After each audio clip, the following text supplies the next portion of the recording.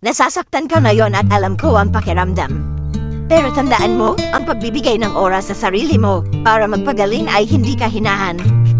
Mahalaga ang pag-alaga at pagtanggap sa sarili sa kabila ng mga pagkakamali at sakit. Huwag kang matakot humingi ng tulong at suporta mula sa mga taong nagmamahal sa iyo. Maaari kang magbago at bumangon mula sa kahit anong pagsubok. Alam ko na sa ngayon, tila hirap na hirap ka. Pero huwag mong hayaang ang sakit ang magtakda ng iyong buhat. Sa bawat pagsubok, may pagkakataon na muling bumangon at maging mas matatag. Huwag kang mag-alala sa kahinaan, dahil ito ay tanda na ikaw ay tao lamang, may damdamin at hangarin.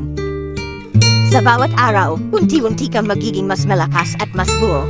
Ang pagtanggap sa sarili at pagbibigay ng pagkakataon sa sarili na magmahal muli ay isang hakbang patungo sa paghilom.